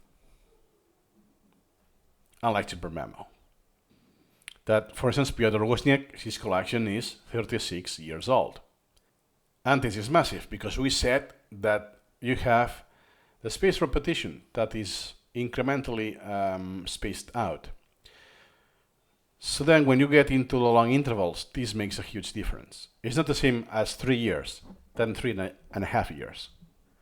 Yeah, it's very easy to estimate when it's about a few weeks, or a few days, or up to a month, a few days before, a few days after. But what about how you estimate when you're about to forget something that is so stable that you will need more than a decade to forget it? When will the forgetting take place? FSRS is not good for long term, for long intervals. For now, we need users to use it for a decade, at the least, with genuine data. Work properly. SuperMemo has already pretty much everything that you need to study, and the small things that aren't there are being complemented thanks to a wonderful tool called SuperMemo Assistant, which is hosting plugins for SuperMemo and will allow people to... Yeah, SuperMemo Assistant, in short, is not an add-on per se. Let's call it an add-on, but it's not like Anki, because it runs on top of a compiled code, because SuperMemo is proprietary. You don't have the source code, and SuperMemo is not designed to work with plugins or add-ons. So it does a lot of trickery and is kind of limited in some aspects. But on top of that, it was mostly a one-man job from Alexis. Some help here and there, but he did most of the job. He moved on from the tool. He no longer uses SuperMemo. So the system has been abandoned. The project has been untouched for years. So yeah, you're gonna still use it with SuperMemo 18, and there are very heavy limitations. Yes, you can use PDF and LaTeX that you cannot use in SuperMemo, but it's not as genuine. It's not the same as what you will experience in Anki. And it's sad that this project kind of died. I mean, you're gonna still download it and it will work, but it's not been updated. To develop their own plugins for SuperMemo. But let's see, I think James did some plugins, a lot similar plugins, but that died very soon, and no one is doing plugins for that, for SuperMemo system. the main difference? I'll make a video on the difference between Anki and SuperMemo, but let me talk. Did he did that video? I don't think so. I will check later. Let me talk for 2 minutes about incremental reading.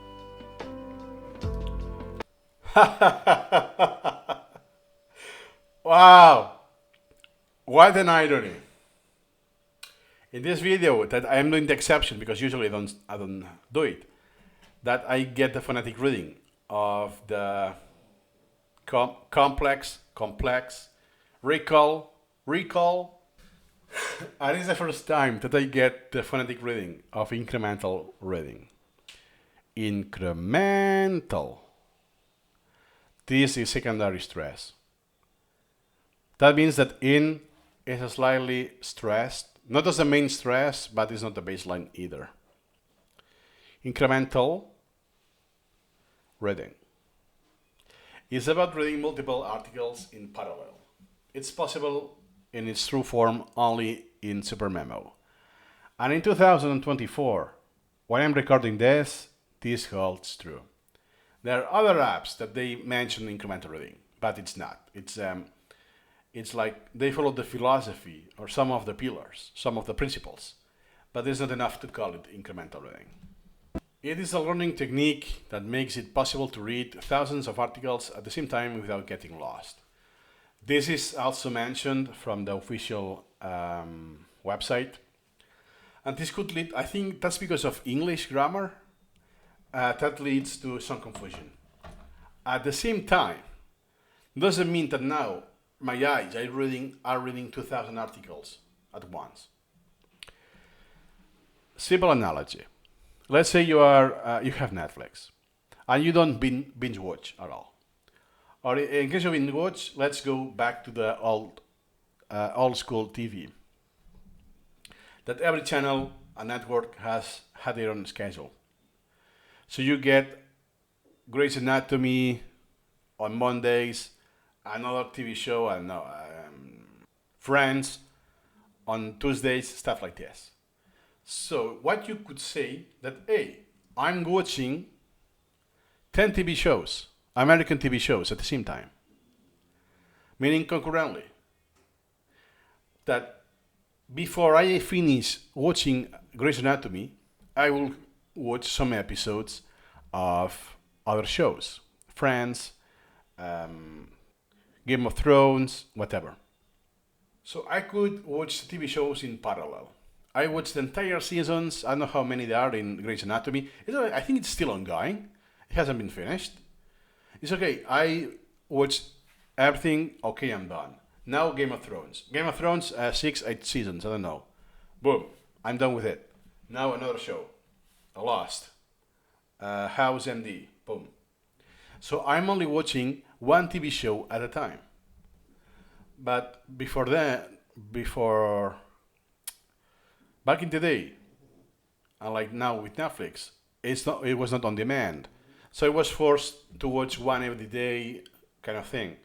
So at least I was watching in parallel several TV shows. And then at the end of the season, okay, I have seen the season of all of the TV shows. Same for reading material. That means in incremental reading that I start reading something, and before I finish this article, I will be reading other in parallel. Like if it was a huge, super long season, that is multiple years of that season. And when I finish the article I read, let's say from Wikipedia, I will have started a lot more articles. So this makes thousands. In my case, in my collection, I have more than 4,000 articles overall. And there's no easy metric that tells you how many articles you have read, but with some trickery, you can guess how many you did. And that means that now I have more than 2,000. I guarantee I have more than 2,000 articles that I started reading and I didn't finish. So I'm reading those at the same time, meaning in parallel.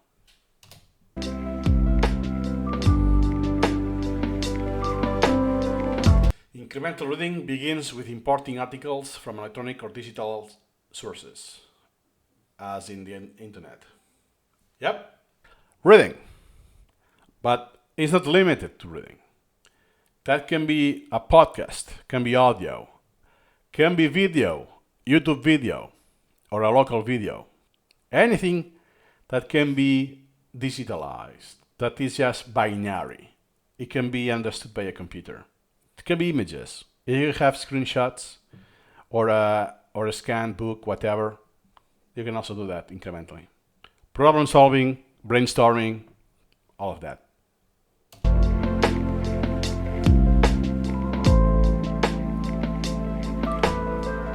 I don't like this, it's not necessarily, I don't like to call it the student.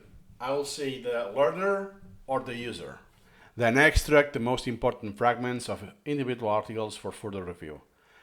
Okay, the most important, that's for sure, but not just the most important. Anything you want to remember. Hey, there's something important here, or something that, hey, I want to remember this. So we'll do the extract. I will review this later as an extract. Instead of having the entire article or book, I will have just this chunk of text, and then I will create the flashcard.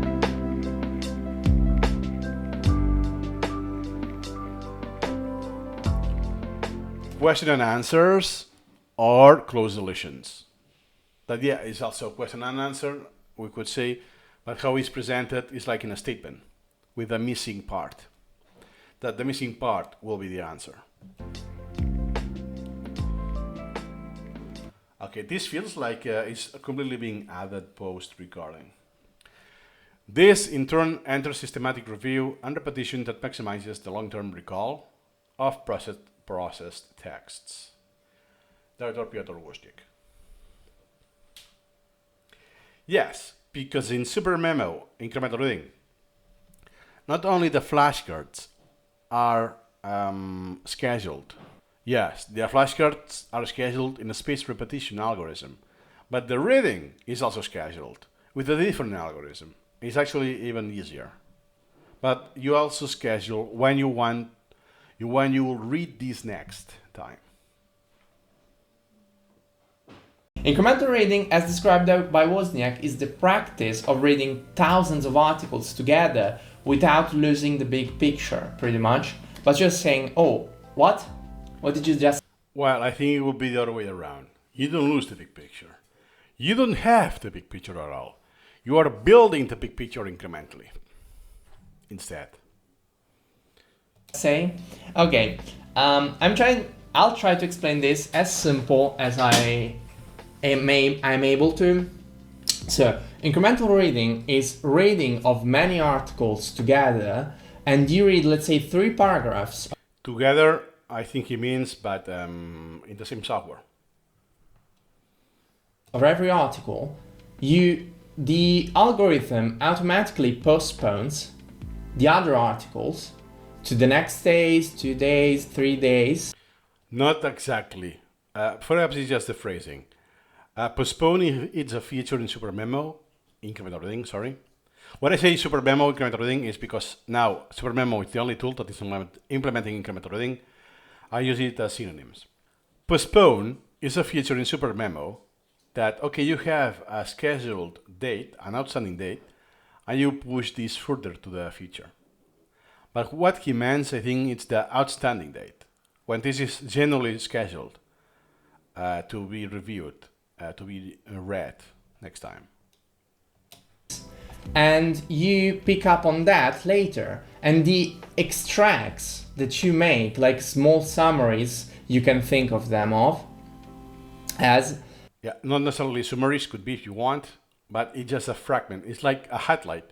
You have a book, you do a highlight, that will be the extract. And next time you will see it out of context. That's the beauty of this.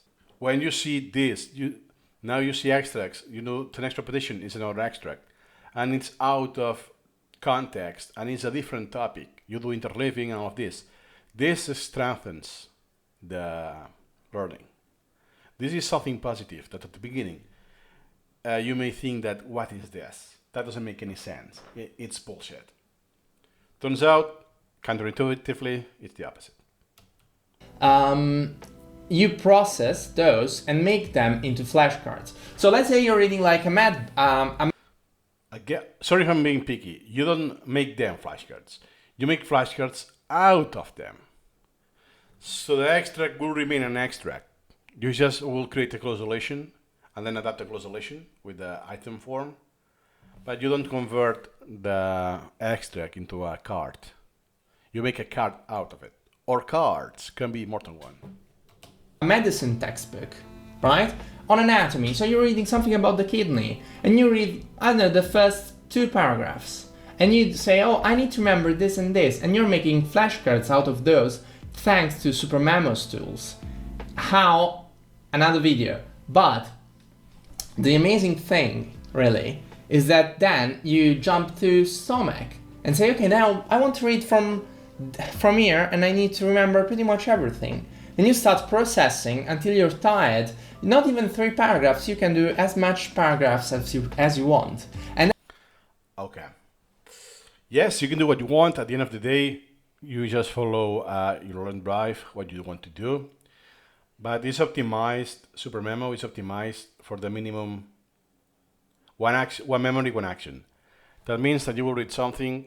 Once you have something you want to remember, you do the extract and you move on. You will do it next repetition.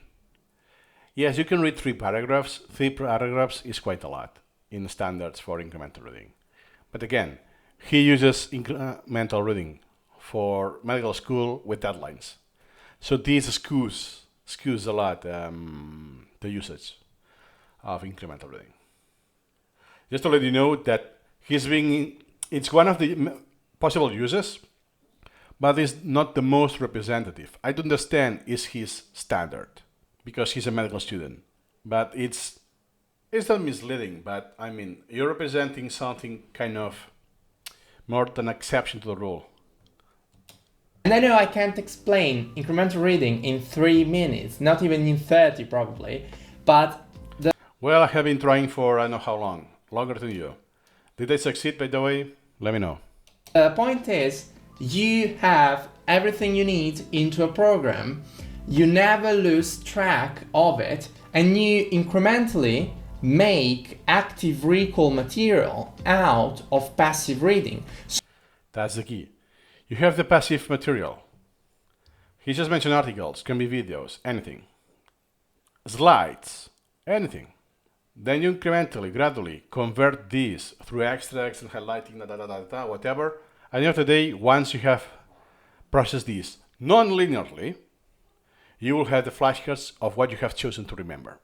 And how you do that? With the flashcard form, question and answer, and active recall.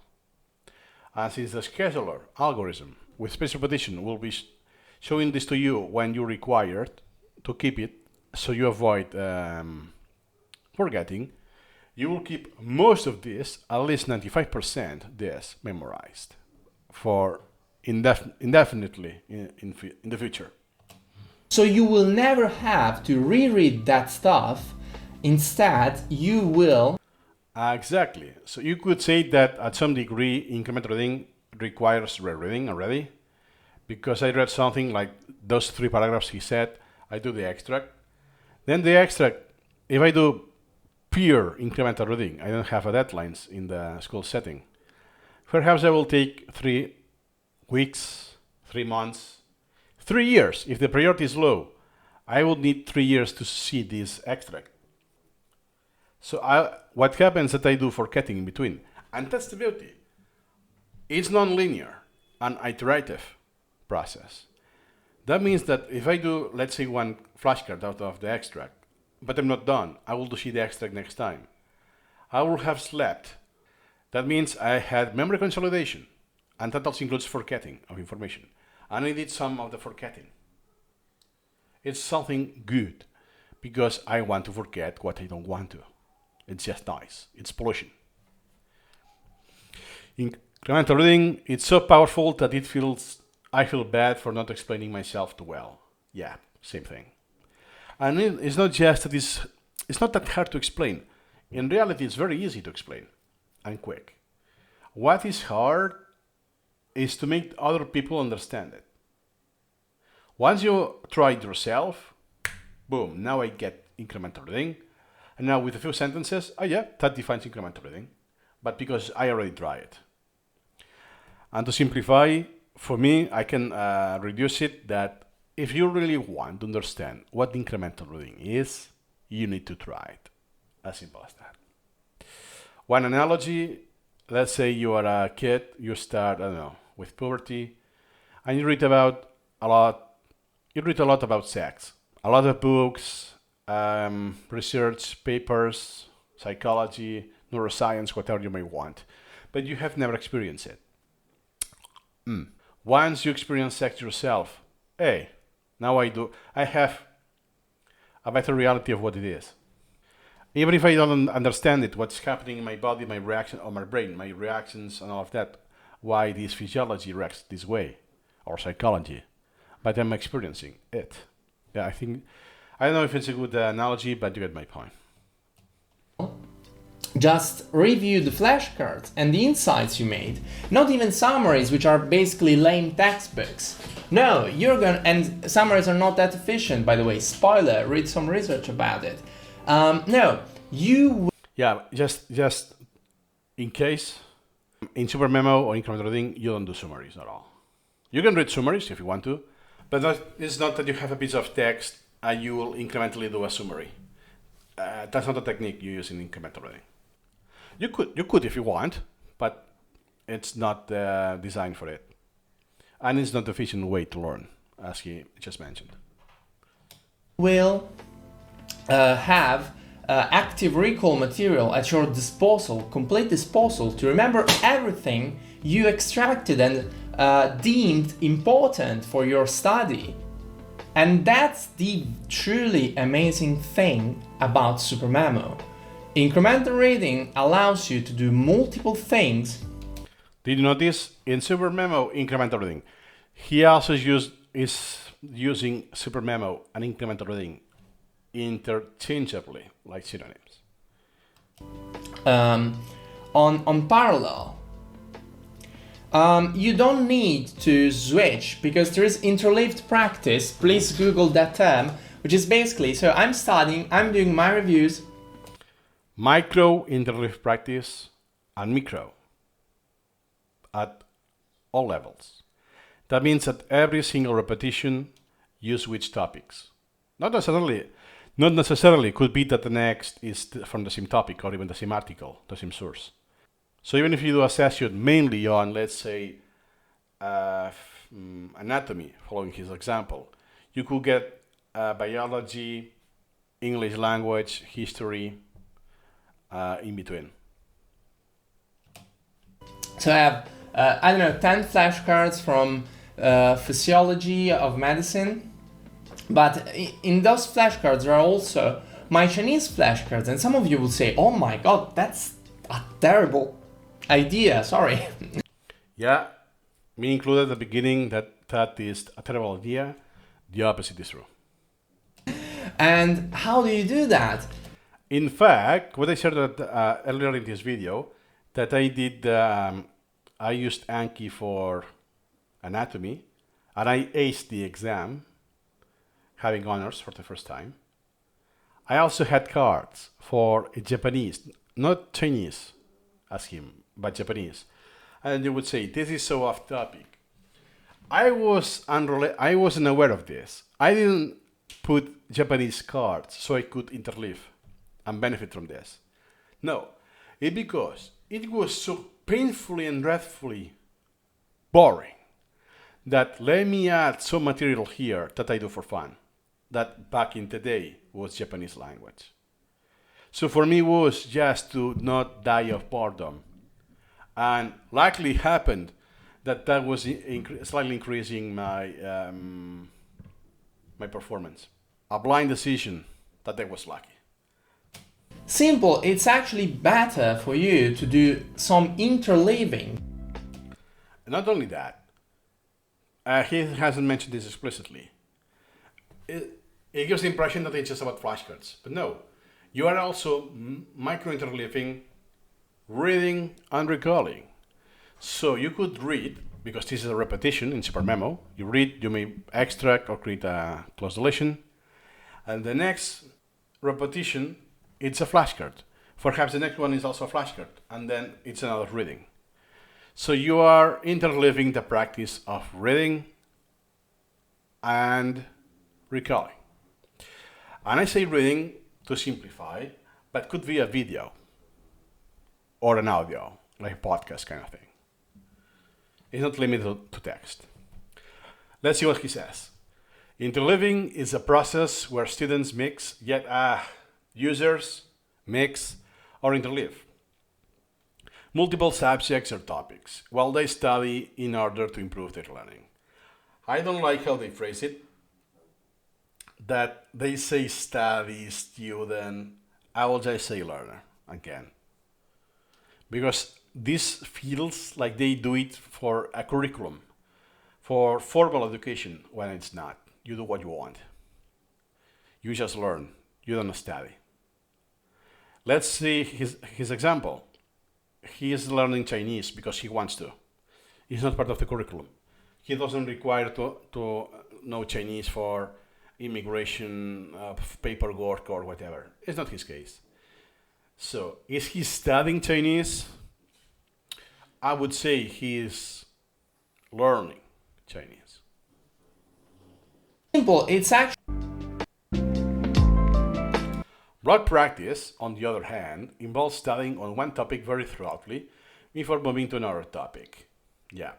And following the same example is like being watching a TV show. That I will watch all of the seasons of Grey's Anatomy before doing something else. if you change the scope of the subjects a little bit, it actually helps you retain more and be more fresh. It's like an Instagram post scrolling effect. A good example. You could get a hot girl, a fitness influencer, a travel influencer, a family a family member from you, and all of that. So you are switching topics more or less, very micro, one by one, but also macro. That there's a macro theme of traveling, fitness, and let's say hot girls, because that's more or less the heuristics, the cliches that are in. But that's a good analogy now. Incremental reading, you have so many articles to read, but you never lose time. If you read only one article and you say, okay, today I'm gonna do bone, tomorrow I'm gonna do kidney, the day after that I'm gonna do stomach, but you will get bored. Like 4 hours of that, and you will get so bored. Like 4 hours. Yep, not just bored, it's also fatigue. I experienced this myself. So if you're switching topics often, this creates more novelty, among other things. Strengthens your the connections, all of that, because it's out of context. But you can keep going for a lot longer. It is less fatiguing to switch topics every single time, once you get used to it, by the way. And something he mentioned, just in case, is not random. SuperMemo won't be showing, hey, let me switch topic for you randomly. No. It will be according to the sorting criteria. And the sorting criteria, usually, it's the priority.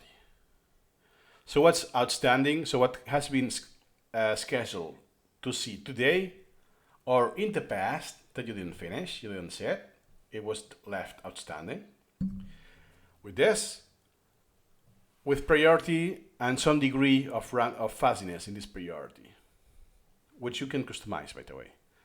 So you will see what is more important first and leave out what can wait, and some fuzziness because you want to combat the priority bias of the user. So if some topics for you are high priority or in the same priority range, it's very likely you will be interleaving those topics. Hours, and maybe you're, I don't know, at half, and how many of those minutes were like really productive? Instead, with incremental reading, as soon as you get bored of something, you skip to the other topic, but you never waste your time because you're never stopping the work. Your workflow is continually, seamlessly, right? Because you're not stopping, you're not saying, okay, I need a coffee. Yeah, Usually, people say going to the rabbit hole or going off the rack, off topic. This is the future. In SuperMemo incremental reading, this is something you actually want to seek, to pursue. And so yeah, my goal was to study or to read about anatomy, but turns out that most of what he did was Chinese and history that isn't related. Well, it was in the same level for you as the priority. That's why, with some fuzziness, that's why it disappeared in your repetitions, right? You didn't lose your time. And again, if you had a goal that I have to do this before this day, it's because this is imposed by the school system. Coffee break. No, you just need a next repetition button, and with that, you're gold because you can continue studying for.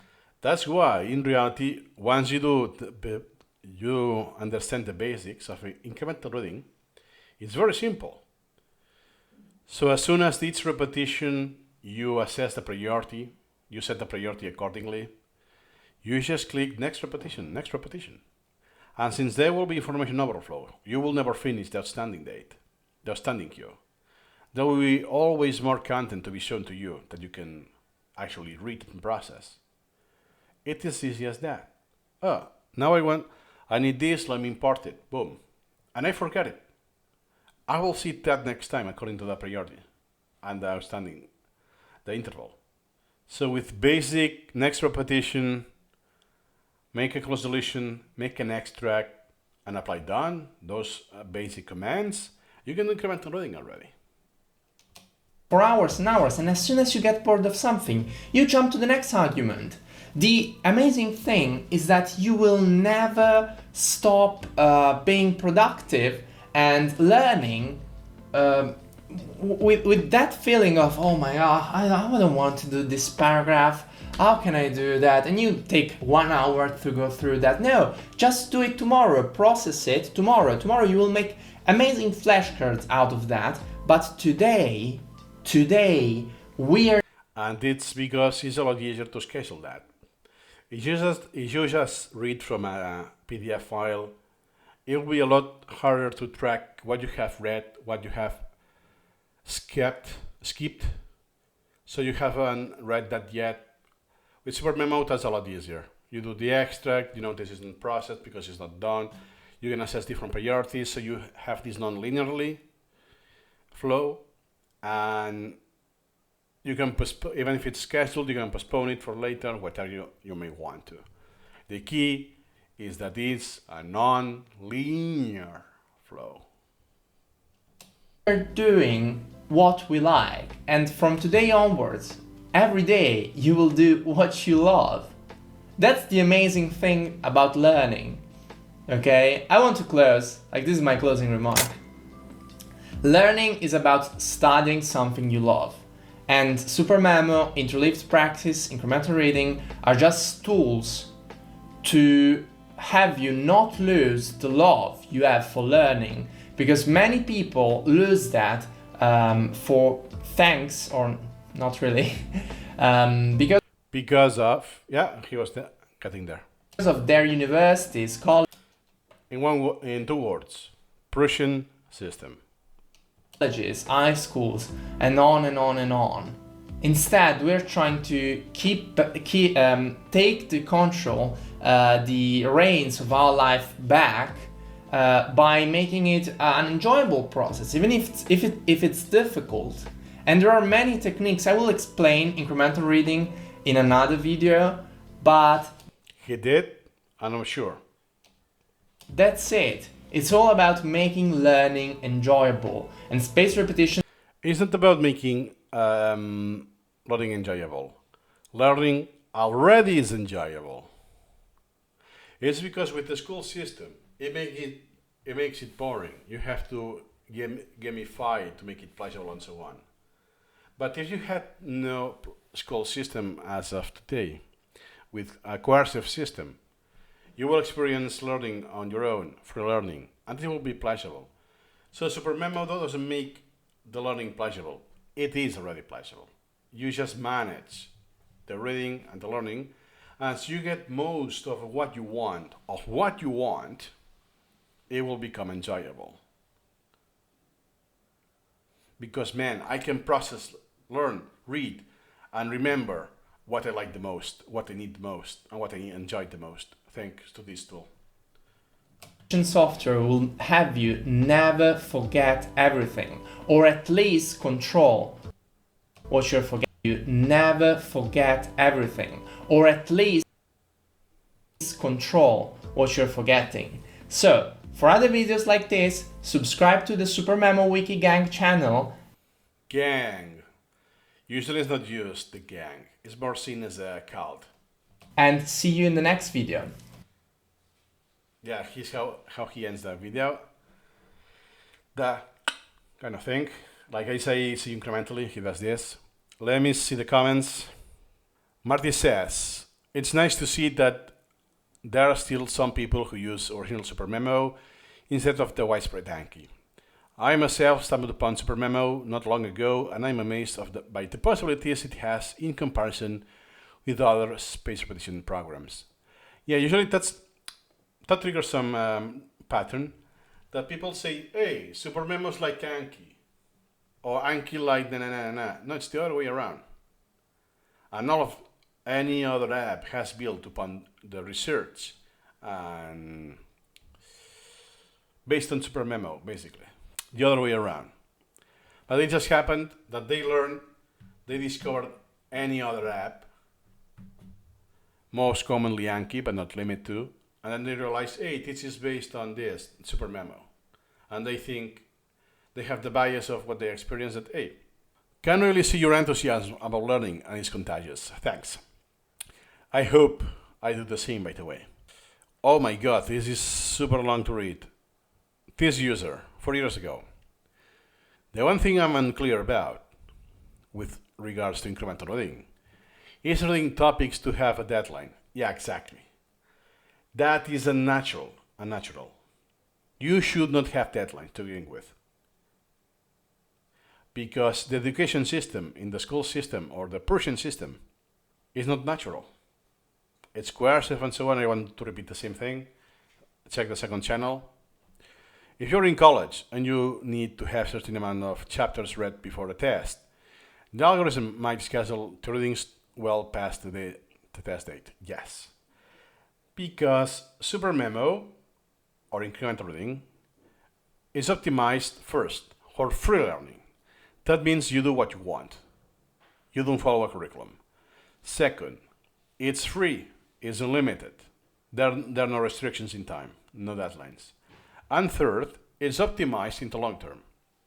So after many years, you will have spent the least amount of time and effort, instead of having the results short term. Oh, here is Raj.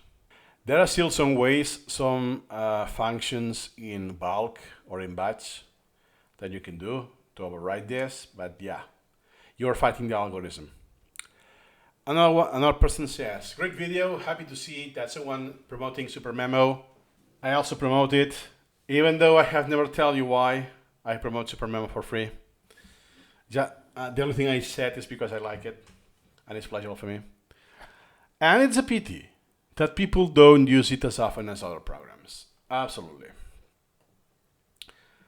Someone said, let me see in English, hey, you're the first Italian I have seen who uses SuperMemo. Where are you from? Is there a community to join? Yeah, he's Italian, and I know more Italians that are SuperMemo users as well. Yes, but in the community, he's speaking English. He's from here, not the exact place for privacy, and studies in Padua. No idea. Sorry, doesn't ring a bell. Cool. Thanks. If memorization, someone else says, if memorization comes after learning, should I import knowledge in SuperMemo before learning it? Oh my god. So basically that's a person, I may assume, the average flashcard app user. What happens with Anki and other flashcard apps is that you only have the flashcards. So all of the learning happens elsewhere, outside of the app. And then you will create the flashcard or download flashcards done from someone else. And remember what you have learned. You don't learn using that app at all. That's why you get this question. That means that this person, assuming it has watched the entire video, has a basic misunderstanding of what incremental reading is. He didn't get that the entire learning process falls into learning in the app. I download an article, a video, whatever, and I put it on the software. I will start reading it, or watching it, or listening to it. I will do understanding, linking concepts, making sense, understanding, and then create the flashcards to retain it in my long-term memory, to recall it. All of the learning process happens in SuperMemo. It's the only app that has this. And this could imply that we cannot learn by heart while it is possible. What do you mean learning by heart? I'm not sure what he means. If he means by rote without thinking, it's something you don't want to, but if you really pursue this, yes, this is also possible to do in SuperMemo. Are you Italian? Someone asking. You said hard work with the H kind of silent, or the opposite, artwork. Someone like, yeah, artwork. I guess it's some kind of patterns that Italian speakers do. Something I noticed when I visited Italy, because by the way, even if I speak Spanish, and I do understand Italian because it's kind of close, I can understand some words that I never heard. Yeah, I can guess that it's a cognate. It comes from Latin anyways, but I do prefer to speak in English anyways. And second I notice is that they add a vowel at the end, because perhaps Italian doesn't end in a consonant, or it's very weird to end in a consonant, so they have the tendency to add a sneaky vowel at the end.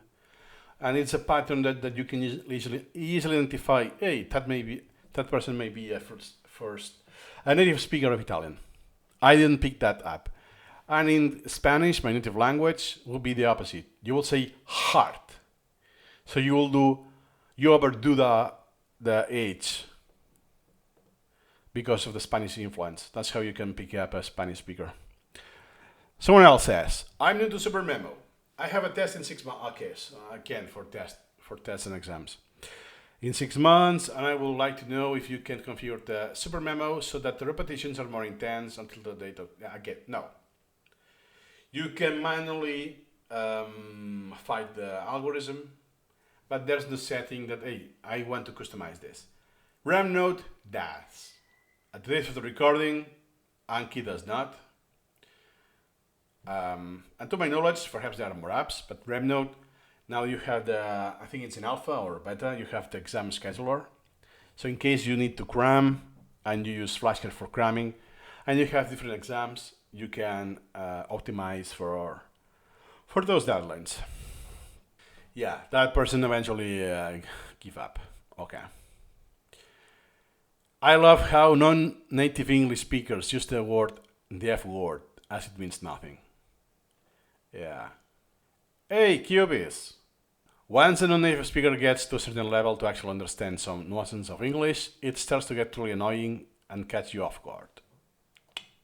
And this guy is a master. He's a polyglot. Hey, Elton Silva, I remember this person commented in some of my videos years ago. The I don't trust you moment. Yeah. But jokes aside, don't trust your memory. Nothing more to add today. It's been a very long video, and see you incrementally.